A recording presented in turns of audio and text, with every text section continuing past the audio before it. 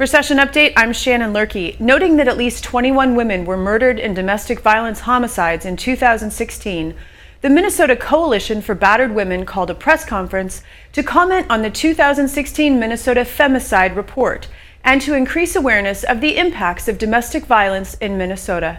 Here's that press conference. Hello. Today, the Minnesota Coalition for Battered Women releases the 2016 Femicide Report. Domestic violence and the tragic aftermath of its fatalities happen here across the state of Minnesota. For 28 years, the Minnesota Coalition for Battered Women has provided annual documentation on intimate partner homicides from across the state, capturing nearly 1,000 lives cut short due to domestic violence. As the Femicide Report has expanded over the decades, it continues to memorialize the people killed due to domestic violence here in Minnesota and provides the opportunity to transform our relationships and communities so that together we can live violence-free. Good morning, my name is Becky and I am the Communications and Public Awareness Manager for the Minnesota Coalition for Battered Women. The Coalition is a statewide, member-based association with 87 organizations working to serve survivors of domestic violence and their children. Today, as we release the 2016 Femicide Report, we want every Minnesotan to recognize that domestic violence happens here, in every city, township, and county across Minnesota. Over 65,000 survivors reach out to services each year, with many more never making contact, who suffer and navigate abuse in isolation. Last year, at least 21 individuals were murdered as a result of domestic violence in Minnesota. This includes at least 18 women murdered by a current or former intimate partner, and at least 2 family members and 1 bystander murdered in domestic violence-related situations. In 2015, 34 Minnesotans were killed due to domestic violence. Yet we do not diminish the lives lost by describing greater or lesser numbers as a trend. In fact, throughout the 28 years of the Femicide Report, the number of victims murdered due to domestic violence has consistently remained in the double digits. The Femicide Report strives to maintain a consistent but nimble structure to assess the impact of advocacy and systems of collaboration. With greater access to information, we have been able to expand our analysis, observations, and recommendations to violence in our communities, including the abuser's history of violence. At least 5 of the perpetrators who killed their intimate partners in 2016 had documented histories of past abuse. Antonio St. Marie has a long documented history. In 2009, directly and through social media, Antonio threatened to kill an ex-girlfriend's family members. In 2011, Antonio threatened to kill another ex-girlfriend, strangled her, and assaulted her and her family members with a knife. On November 7th, 2016, Antonio was charged with felony domestic assault against his wife, Margaret Flath. He bailed out of jail within hours, and then, within hours, he held Margaret, their 3-year-old child, and Margaret's brother hostage, threatening them with a firearm. After a few hours, Margaret effectively pleaded with Antonio to let her brother leave with the child. After she hugged her brother and child goodbye, Antonio shot and killed her. A domestic abuse no contact order, or DANCO, was in effect at the time Antonio killed Margaret. We need the criminal justice system to engage in a process that demands serious change for batterers. Without addressing the root causes of abuse and changing perpetrators' behavior, there will always be another victim. This year's report also examines the criminalization of victims. Research shows that anywhere between 60 to over 90% of incarcerated women have histories of domestic and sexual violence victimization.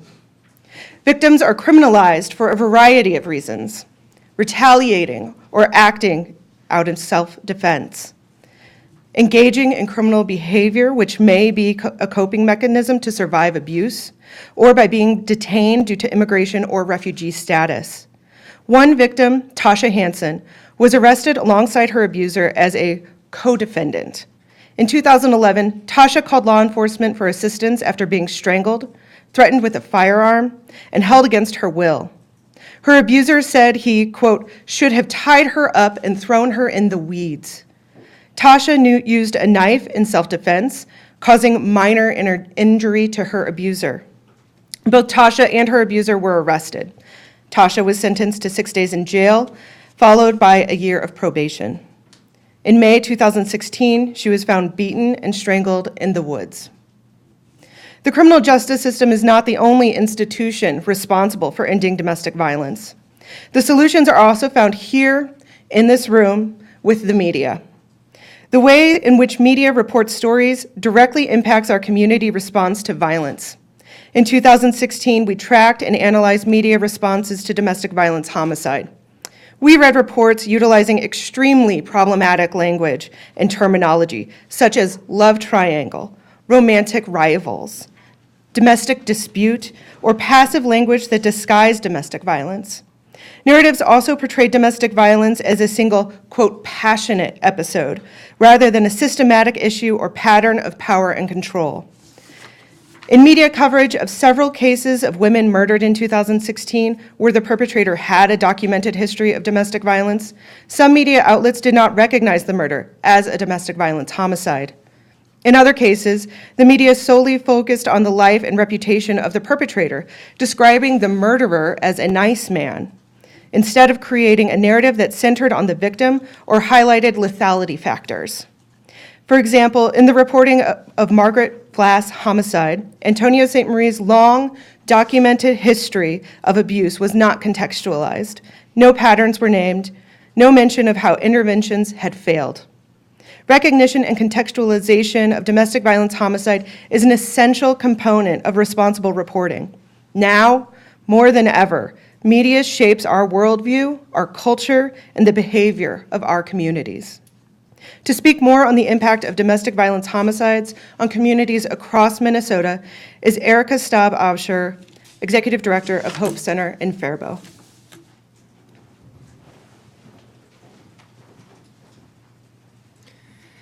Thank you. Hello, my name is Erica Staub-Absher, and I'm the Executive Director of Hope Center, which is a sexual and domestic violence advocacy organization in Faribault. I'm here to talk from the perspective of an advocacy program in a local community. I am here to say that domestic violence happens in my community and that solutions and responses to domestic violence also happen in my community. One way in which we respond to domestic violence homicides is by being a part of the Live Free Without Violence campaign. Each time there's a domestic violence homicide in Minnesota, we raise the flag to honor the life of the homicide victim, to raise awareness of domestic violence, and to promote discussions around solutions. Yesterday, unfortunately, we raised the Live Free Without Violence flag again in honor of 25-year-old Sinika Listman of Eagan. Sinika was 32 weeks pregnant when she was murdered on January 24th of this year by the father of her unborn child.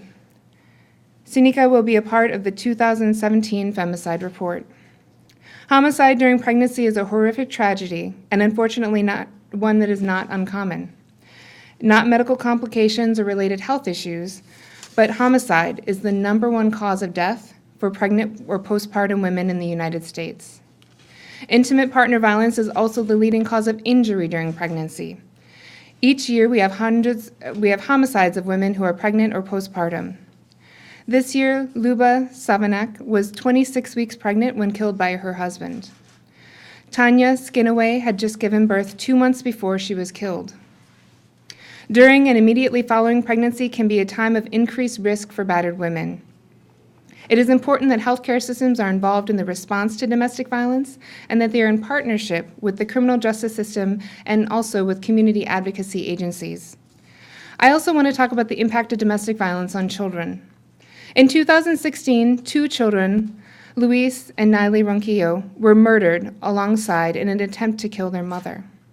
Beyond the children killed due to domestic violence, this report highlights the extreme trauma to the children who are present when their mother is killed or when her body is discovered. This year, 8 children were present at the time of their mother's murder. The trauma of children witnessing violence cannot be understated. In Courtney Monson's death, her children begged for their lives after watching their mother shot dead. Her 12-year-old son held his 2-year-old sister and ran to safety as his mother was being murdered. In the past 5 years, over 150 children have lost their mother due to domestic violence. It is the Child Protective Services system that addresses the issue of children witnessing violence. We know that to protect children, domestic violence must be addressed, and the safety of the children is directly linked to the safety of the parent being abused. It is critical to have domestic violence experts at the table to help shape child protection reforms. I am here today in part because of the domestic violence homicide that happened in my community in Faribault in December.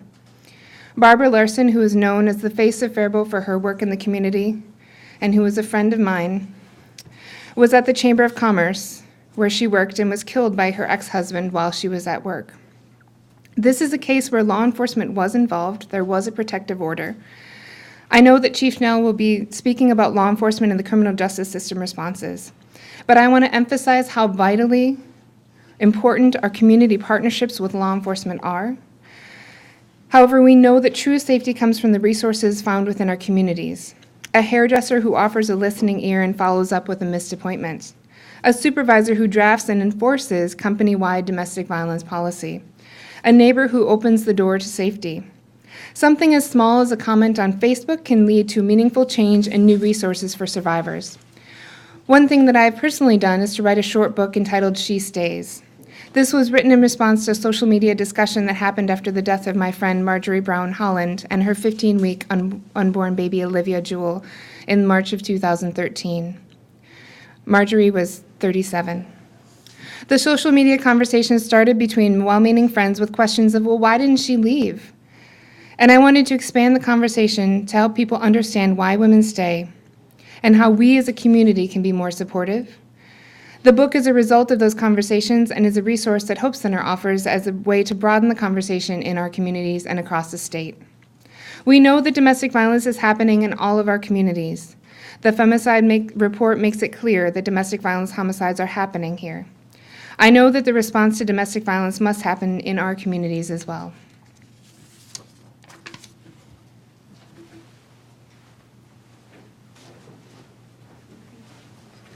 Thank you, Erica. Now we have with us this morning to talk about the criminal justice system responses is Maplewood Police Chief Paul Schnell. And I'd like to ask all the legislators to come up and stand with the police chief now, just on either side.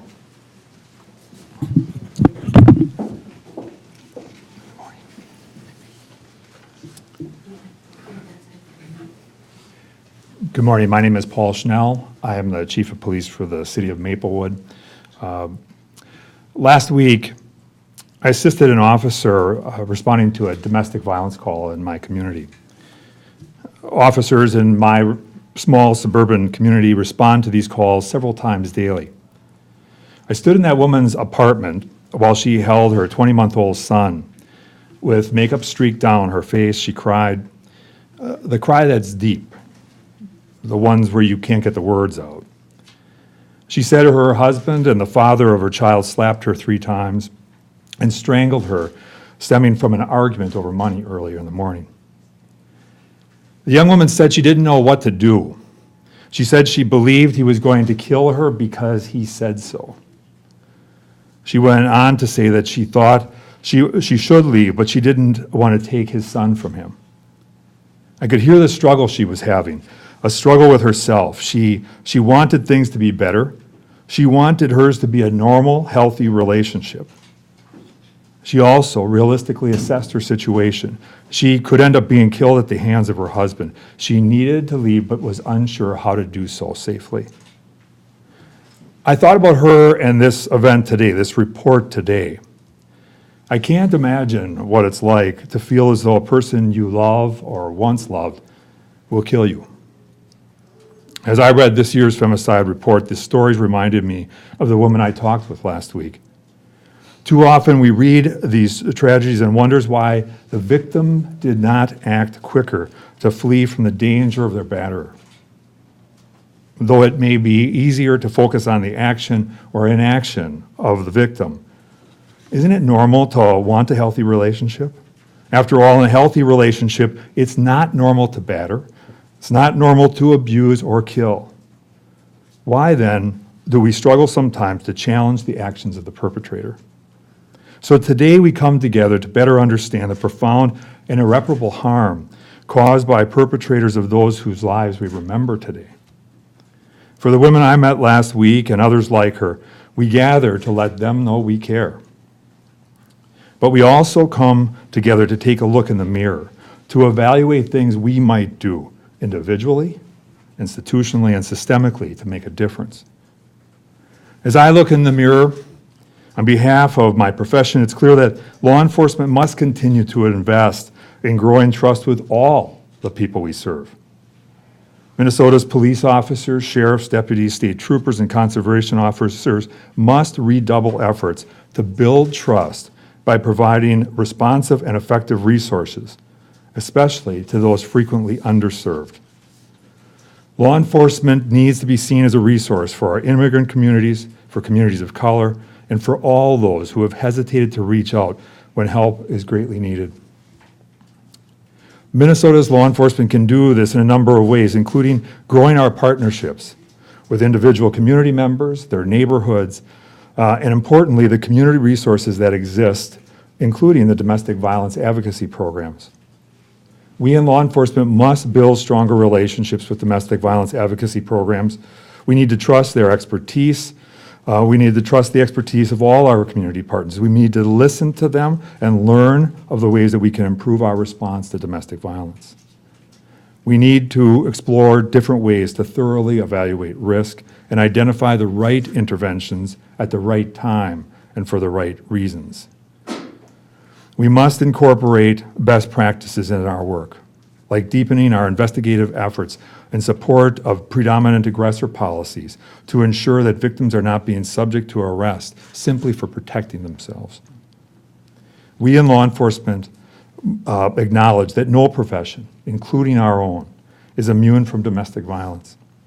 There is a need for us to incorporate policies that address the complex issues and challenging circumstances that arise when domestic violence is perpetrated by a police officer or other high-profile community member. These policies ensure that accountability efforts are fair and balanced for all. Minnesota's criminal justice system is just one of the ways we help support the safety for victims and get accountability for offenders. Effectively preventing and intervening in relational and domestic violence is the responsibility of each of us, first individually, then in our homes, our workplaces, our faith communities, and in our education and healthcare systems. For the sake of the woman I met last week, others like her across our state, and the memory of those we honor today, we all must act. Thank you.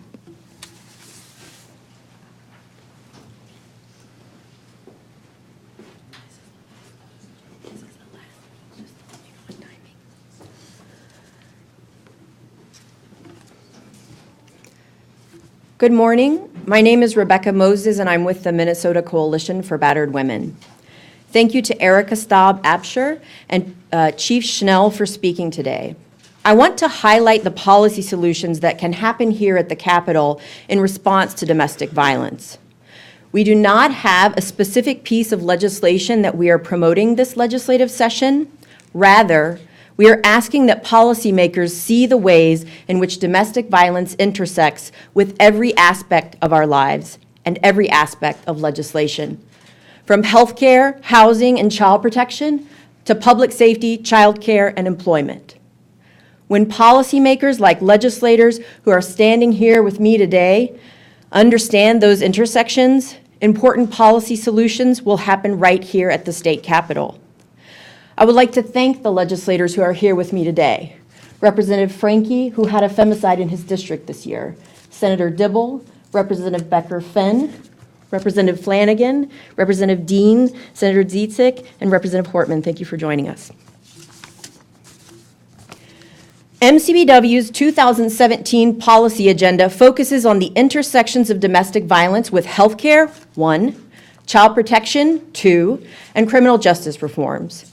We are monitoring bills and asking legislators to collaborate with MCBW first on healthcare-related proposals to assure, 1, continued reimbursement for domestic and sexual violence screenings in healthcare settings, 2, to assure that affordable healthcare is accessible to all. This includes reproductive services, medical and mental health services. This access needs to be in rural Minnesota as well as in the cities.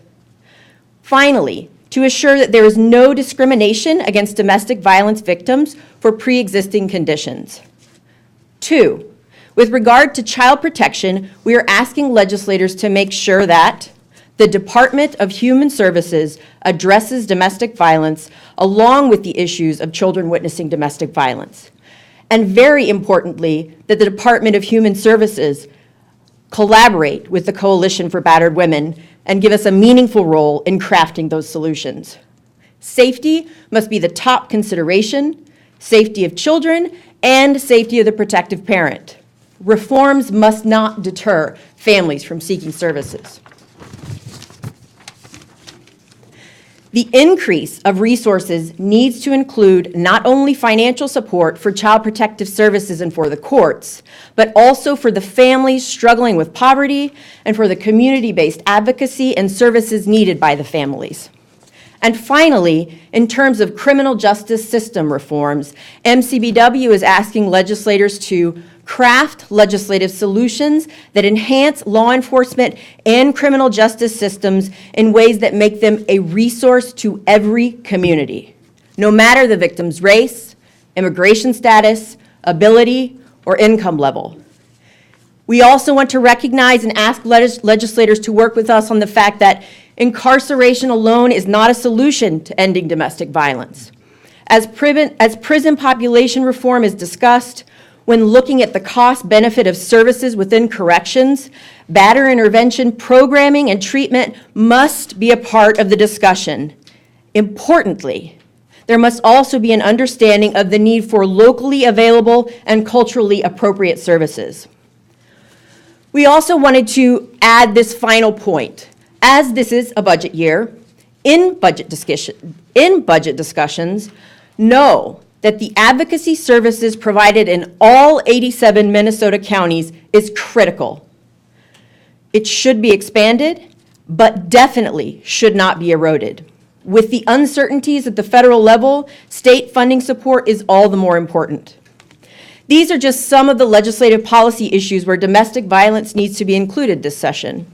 The Femicide Report lists a number of other recommendations that stretch beyond the legislature and need to be happening in communities across Minnesota. Thank you for your time, and we're open for questions. Becky, let me start with this one. The numbers over the years, they go up, they go down. Last year was 34, this year it was 28. Do you see any common threads as you look over your report over the past 10 years?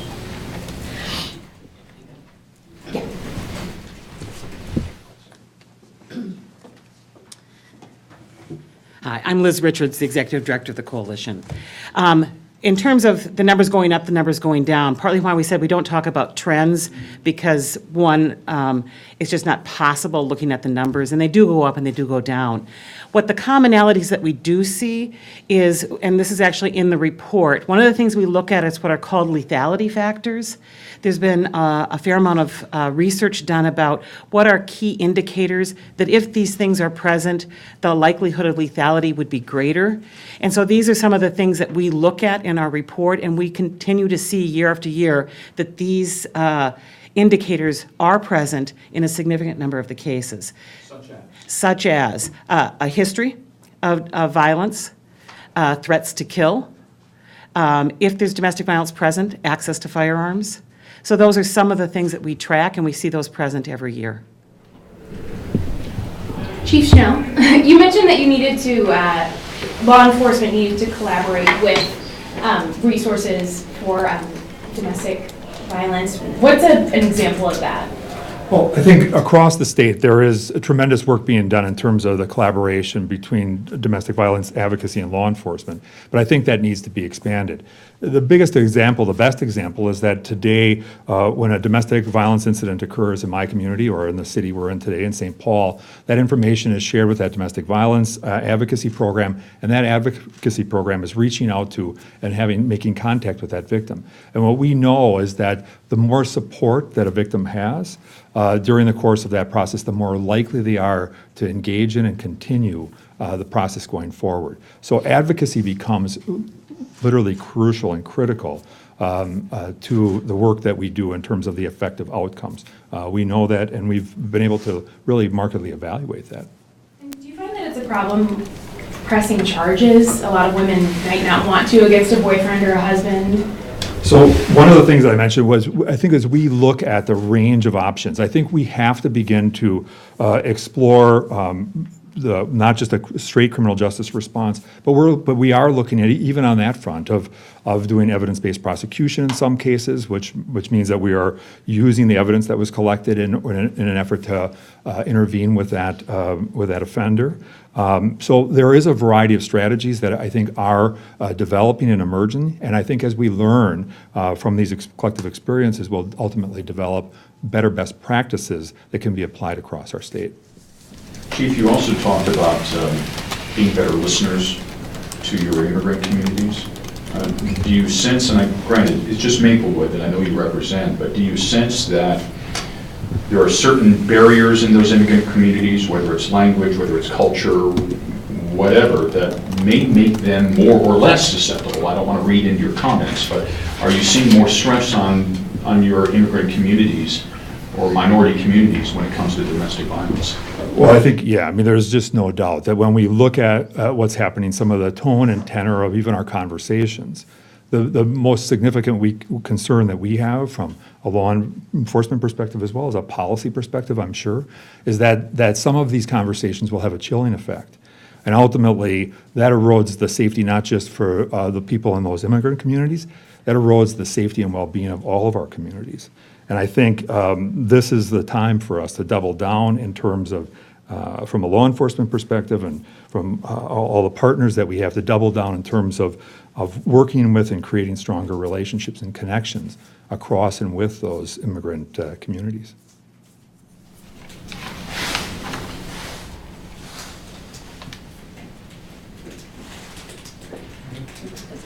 Thank you. Thank you, everyone.